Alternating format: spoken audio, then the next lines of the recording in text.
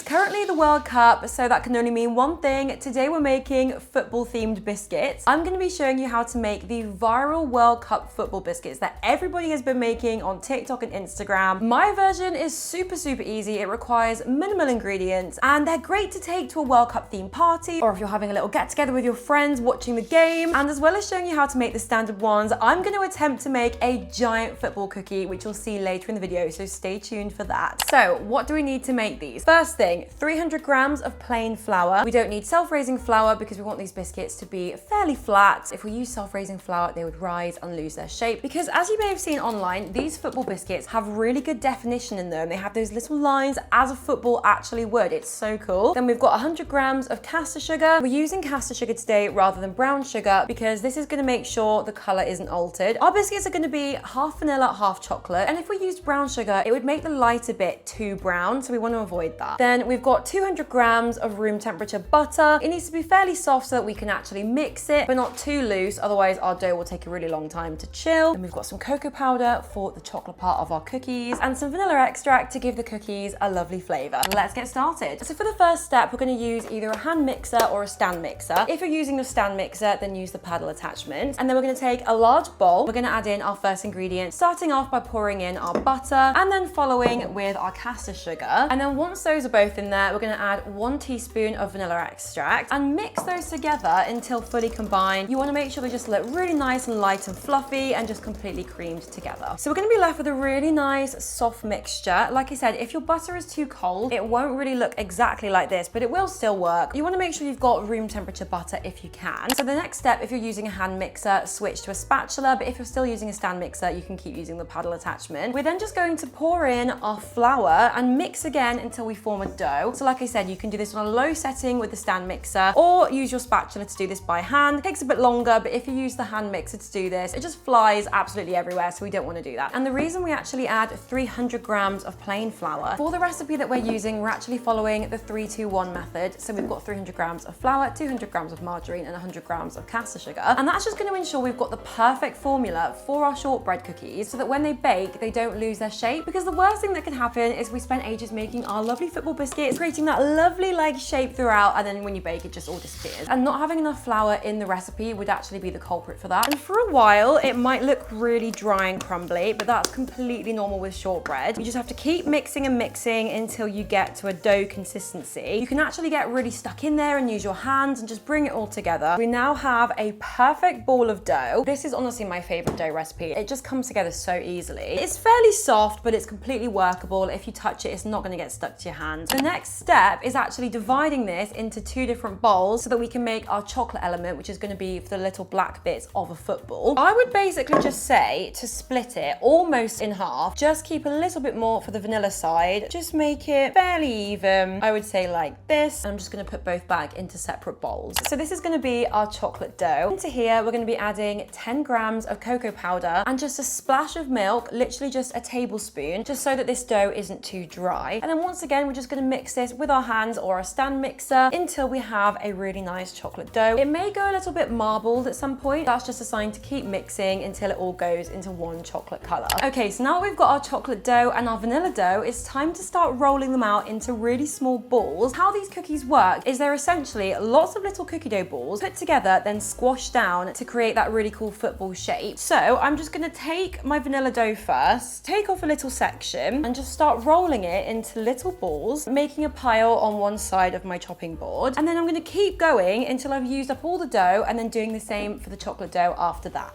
We've got everything needed to assemble the cookies, so it's time to start putting them together. So we're going to line the baking tray with baking paper, and then we're going to start basically putting the little balls of cookie dough onto the trays into little formations, as you can see in the video. For each cookie, I'm going to be doing 10 of the vanilla pieces and 5 of the brown pieces, assembling them in a specific order so that we've got that nice football shape. It's going to be like 1 dot in the middle, followed by 5 of the white ones, then 5 of the chocolate ones, and then 5 more of the vanilla ones. Then once we've done that 6 times, because we're going to be doing 6 cookies per tray, we're going to take a small plate and a small piece of baking paper, put the baking paper underneath the plate, then we're just going to gently push the plate down on top of each cookie to gently squash it so that we've got a flat surface to work with. The last step is to get a circular cookie cutter and cut out perfect circles before removing any of the excess cookie dough. And so how I'm actually actually making the giant cookie is basically make much bigger balls of cookie dough compared to the standard size. I would say double the size I was doing before. Then I covered a circular tray with baking paper rather than rectangular this time, just because I don't know how far this is going to spread and I'd rather it spread into a circle, obviously for it being a football. I lined that with some baking paper. Then just as before, I did the exact same pattern, used a plate and some baking paper to squash it down. Then I got a circular cookie cutter and scored out the shape I wanted to cut out, grabbed a knife and then cut the football out, removed all the excess, and then here we have it. We have got a really big football and I'm so excited to see how this turns out. At this point, we're gonna have 6 small football cookies and 1 giant football cookie. I have no idea how that's gonna turn out, but we shall see. The next step before baking, which is the most important step of the whole recipe, is letting the cookies chill in the freezer for half an hour or in the fridge for an hour. And what this is gonna do is essentially help them from spreading in the oven so they don't become one massive cookie. It's gonna help them hold their shape. All the little indents of the football are gonna stay, because if we didn't chill, they'd basically just turn into one non-dimensional cookie with no detail basically. And then while they're chilling, we're gonna preheat our oven to 170 degrees for a conventional oven or 150 for a fan oven. Once they've chilled, we're gonna bake them for about 10 to 12 minutes. I start checking them from about 10 just so we don't overcook them. You'll know they're done when they're a very light golden brown color on top, and if you touch them, they're a little bit firm but not soft either. I have no idea how long the massive cookie's gonna take. I will report back and let you know. I feel like it's a bit of an experiment. We're just winging it here, but let's see how it goes. And so that is how to make World Cup football cookies. These are so easy to do, but they're so cool and effective. They look absolutely amazing. I feel like everyone who you give these to will be so impressed, but they're minimal effort, and that is the best part. On that note, I hope you enjoyed coming along with me to learn how to make these today. If you did, then don't forget to hit the like button and subscribe to my channel. Also, let me know in the comments what else you would like me to bake. I do weekly baking recipe videos, so stay tuned for those. Thank you so much for coming along, and I will see you next week for a new video.